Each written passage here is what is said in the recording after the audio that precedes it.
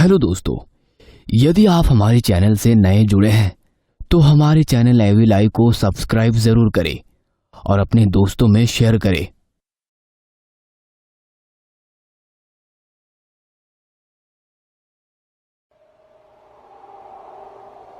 जंगल की खामोशी में धीमे धीमे कदमों के साथ अन्वेषा आगे बढ़ रही थी।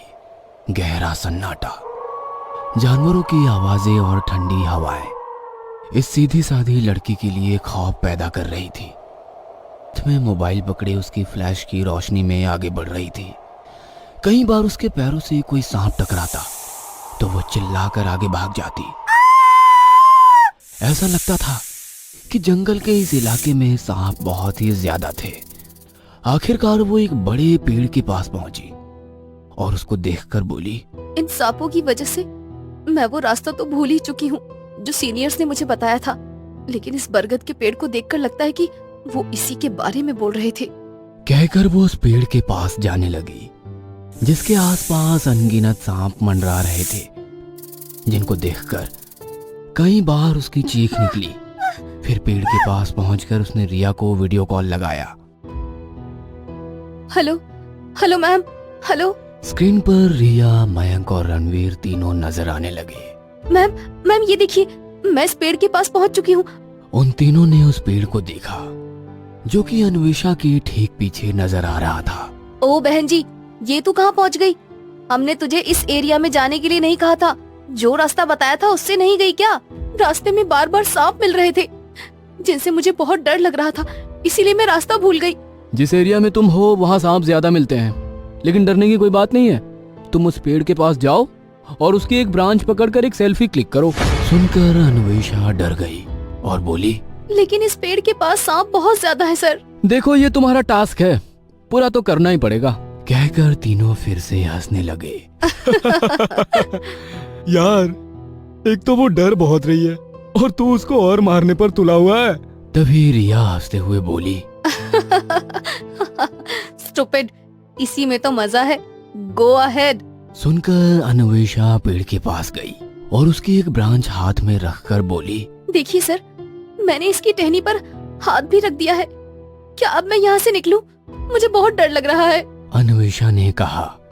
लेकिन उन तीनों को अभी भी और मस्ती सूझने लगी। नहीं रुको, अभी बताते हैं कि तुमको आगे क्या करना है। कहकर तीनों हंसने लगे। तभी अन्वेषा को महसूस हुआ कि उसके पैर पर कुछ चल रहा है। उसने नीचे देखा तो एक सांप उसके पैर से लिपटा हुआ था। यह देखकर उसके डर का ठिकाना नहीं रहा और उसने चीख मार दी। मोबाइल उसके हाथ से छूटकर नीचे गिर गया और यह देखकर तीनों की हंसी रुक गई। अब उन्हें वीडियो पर कुछ भी नजर नहीं आ रहा था, सिर्फ अन्वेषा की चीखें सुनाई दे रही थी। वो सांप को हटाने की कोशिश करती, अपने पैर को झटका देती, लेकिन फिर भी वो इस तरह से उसके पैर से लिपटा था कि उसको छुड़ाना नामुमकिन लग रहा था। अन्वेषा जमीन पर गिरी और रोने लगी। डर के मारे उसकी सांसें फूलने लगी और जब उसने देखा कि एक सांप पैर से लिपटे होने के बावजूद दो सांप जमीन से रेंगते हुए उसकी तरफ बढ़ रहे हैं, तो उसने एक जोरदार चीख मारी और वहीं बेहोश हो गई। यार, तुमने इसकी चीख सुनी? कहीं उसे कुछ हो तो नहीं गया? गलती उसकी है। जहाँ हमने जाने के लिए कहा था वो वहाँ क्यों नहीं गई? अरे अब क्या करना है? उसको देखने चले कि वो बहन जी है कहाँ पर। ए, तुम लोग पागल हो क्या? उस तरफ रात के टाइम जाना खतरे से खाली नहीं है। वहाँ पर इतने सांप हैं जिनका अंदाजा तक लगाना मुश्किल है। हाँ, और वैसे भी किसी को पता थोड़ी है कि हमने उसको वहाँ भेजा है। सुबह अपने आप वापस आ जाएगी। कहकर उन्होंने आगे कोई बात नहीं की और फिर बिना अन्वेषा की परवाह किए वहां से अपने अपने कमरों में चले गए। अगली सुबह कॉलेज में अन्वेषा की एंट्री हुई तो सभी उसको देखकर हैरान थे। अब तक जो लोग उसको देखकर उसका मजाक उड़ा रहे थे, आज वहीं पलके झपकाए बिना उसको देख रहे थे। रिया, मयंक और रणवीर भी लॉन में बैठे बातें कर रहे थे। जब उन्होंने उसकी तरफ देखा तो वो भी हैरान रह गए। हे, इधर आओ। सुनकर अन्वेषा ने तीखी नजरों से उसे देखा और उस तरफ बढ़ी। तुम ठीक तो हो? लगता है कल रात हुए इंसिडेंट्स का असर तुम्हारे दिमाग पर हो चुका है। ये कैसे कपड़े पहने हुए हैं? मुझे क्या पहनना है क्या नहीं पहनना है ये मुझे तुमसे पूछने की जरूरत नहीं है। It's my style. उसकी ये बात सुनकर उन तीनों के साथ साथ बाकी के स्टूडेंट्स भी हैरान थे। कल तक चुपचाप रहने वाली लड़की आज अपने सीनियर से इस तरह बातें कर रही थी। यह देखकर किसी को भी यकीन नहीं हो रहा था। तुम्हारी ड्रेसिंग के साथ साथ तुम्हारे तेवर भी बहुत बदले हुए नजर आ रहे हैं। अन्वेषा ने रणवीर की आंखों में देखा। It's my reality. रणवीर ने गौर किया कि उसकी आंखें भी अब नीली हो चुकी है। अन्वेषा मुस्कुराई और अपनी क्लास की तरफ बढ़ गई। क्लास के बाहर उसे एक लड़की ने रोका। हेलो, तुम अन्वेषा हो राइट? Yes, and you? मेरा नाम रितेश है, मैं तुम्हारी ही क्लास में हूँ। कल तुमसे बात करने की सोच रहा था लेकिन हिम्मत ही नहीं हो पाई। अन्वेषा मुस्कुराई और बोली, तो आज कैसे हिम्मत हो गई? आज अचानक आपका ये नया अवतार देखकर मुझसे रहा नहीं गया। कहकर रितेश हंसने लगा और अन्वेषा भी मुस्कुरा दी। उसके बाद वे लोग साथ में क्लास गए और खूब सारी बातें की। इस तरह रितेश अन्वेषा का पहला फ्रेंड बना। रात 10 बजे रणवीर अपने रूम में बैठा स्टडी कर रहा था। तभी किसी ने डोर नॉक किया। उसने उठकर दरवाजा खोला तो देखा कि सामने अन्वेषा खड़ी थी। अरे अन्वेषा, तुम? अन्वेषा ने मुस्कुराकर कहा, क्या आज रैगिंग नहीं करनी? रणवीर और वो दोनों हंसने लगे। Please come. रणवीर ने अन्वेषा को अंदर ले लिया और वो दोनों बैठकर बातें करने लगे। सर, कल रात जब मैं बेहोश हो गई थी तो आप तीनों यहाँ क्या सोच रहे थे? वैसे तो हम तीनों बहुत डर गए थे, लेकिन गलती तुम्हारी थी। जिस एरिया में हमने तुम्हें भेजा था तुम उससे अलग एरिया में चली गई जहाँ सांप बहुत ज्यादा होते हैं। फिर तो आपको मुझे बचाने के लिए वहाँ आना चाहिए था ना? बुरा मत मानना, लेकिन हम हमेशा से जूनियर्स को टास्क देते आए हैं और टास्क में खतरा ना हो तो फिर क्या मजा। लेकिन जब जूनियर्स की जान को खतरा हो तब तो आपको टास्क रोक देना चाहिए ना? अरे यार छोड़ो बेकार की बातों को। ये बताओ कि एक ही रात में तुम में इतने बदलाव कैसे आ गए? सुनकर अन्वेषा ने मुस्कुराते हुए रणवीर के गले में अपने दोनों हाथों को डाला और उससे नजरें मिलाई। उसकी नीली आंखें अब और भी चमकदार होने लगी थी। उसने हल्के से उसके कान में फुसफुसाया, उन सांपों के डर से मैं बेहोश हो गई थी और उसके बाद क्या हुआ मुझे कुछ नहीं पता। रणवीर ने देखा कि अब आंखों के साथ साथ अन्वेषा के होठों का रंग भी बदलकर नीला होने लगा। उसको यह भी महसूस हुआ कि अन्वेषा के हाथ बर्फ के जैसे ठंडे हो रहे हैं। छोड़ो मुझे, कहते हुए वो उससे अलग हुआ और दूर हट गया। तभी अन्वेषा ने अपना मुंह खोला तो उसकी जुबान सांप के जैसी पतली होकर बाहर निकली और अब वो पूरी तरह से नीली पड़ चुकी थी।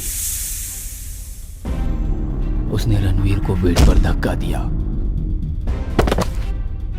और खुद उसके ऊपर झपट पड़ी। उसने जैसे ही अपना मुंह खोला उसकी लंबी जुबान फिर से बाहर निकली और रणवीर की गर्दन को छू गई। रणवीर जोरों से चिल्लाया और फिर तड़पने लगा। उसकी जुबान के सिर्फ छूने से रणवीर के शरीर में जहर फैलना शुरू हो गया। धीरे धीरे अब उसका शरीर भी नीला पड़ता जा रहा था और फिर वो एकदम शांत हो गया। उसके मरते ही अन्वेषा फिर से नॉर्मल हो गई और फिर खड़ी होकर उसकी लाश को देखकर मुस्कुराने लगी, लेकिन उसकी आंखें अभी भी नीले सितारे की तरह चमक रही थी। वो अपने चेहरे पर हल्की सी मुस्कान लिए दरवाजे के पास गई और बोली, आज से किसी भी कॉलेज में रैगिंग नहीं होगी। रैगिंग करने वालों को खत्म करने आ रही है जहरीली। अगले दिन जब कॉलेज में रणवीर की मौत की खबर फैली तो सीनियर्स के लिए गम का माहौल पैदा हो गया, लेकिन जूनियर्स इस बात से खुश थे क्योंकि रणवीर उनकी रैगिंग करने में उनको परेशान करने की कोई भी कसर नहीं छोड़ता था। मयंक और रिया लॉन में बैठे हुए थे और अन्वेषा चेहरे पर मुस्कान लिए उन्हीं की तरफ बढ़ रही थी। हेलो मयंक, कैसे हो? सुनकर मयंक और रिया दोनों उसको घूर कर देखने लगे। तुमको अपने सीनियर से बात करने की तमीज नहीं है? सर कहो, यू शट अप।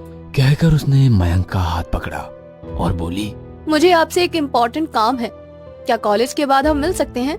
मयंक ने हाँ में सिर हिला दिया और रिया उन दोनों को हैरानी से देखने लगी।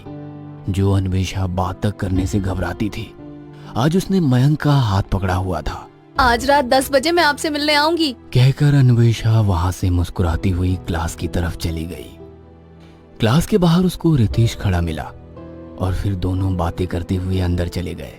रात को 10 बजे के टाइम किसी ने मयंक के कमरे का दरवाजा नॉक किया। वो समझ गया कि ये जरूर अन्वेषा ही होगी और उसने उठकर दरवाजा खोला। हेलो मयंक। हाय, अंदर आओ। जैसे ही अन्वेषा अंदर आई, मयंक ने दरवाजा बंद कर दिया। कहो, क्या बात थी? सुनकर अन्वेषा मुस्कुराई और बोली, आप एक बात बताइए, रिया आपकी कौन लगती है? Just a friend. अगर वो सिर्फ आपकी फ्रेंड है तो मुझे आपसे बात करता देख गुस्सा क्यों हो रही थी? सुनते ही मयंक ने अन्वेषा की कमर में हाथ डाला और उसको अपनी ओर खींचकर बोला, उसको भूल जाओ, जिस काम के लिए आई हो ना, उसके बारे में बात करो। सुनकर अन्वेषा मुस्कुराई और अपना चेहरा उसके चेहरे के करीब ले गई। कुछ ही सेकंड्स में अन्वेषा का पूरा चेहरा नीला पड़ गया और फिर उसने अपना मुंह खोला। उसकी लंबी सांप के जैसी जुबान देखकर मयंक कांप उठा और इससे पहले कि वो उससे खुद को छुड़ाकर भागता, अन्वेषा की लंबी जुबान उसकी गर्दन को छू गई और अगले ही पल उसके मुंह से खौफनाक चीख निकल पड़ी।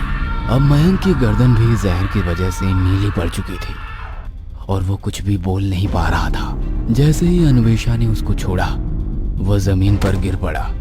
कुछ ही सेकंड्स में उसकी सांस रुकी और फिर उसने दम तोड़ दिया। मयंक को मारने के बाद अन्वेषा फिर से नॉर्मल हो जाती है और फिर कहती है, आज से इस कॉलेज में रैगिंग हमेशा के लिए बंद। जो भी स्टूडेंट्स की रैगिंग करेगा उसको सबक सिखाने खुद आएगी, जहरीली। हेलो दोस्तों, यदि आप हमारे चैनल से नए जुड़े हैं तो हमारे चैनल एवी लाइव को सब्सक्राइब जरूर करें और अपने दोस्तों में शेयर करें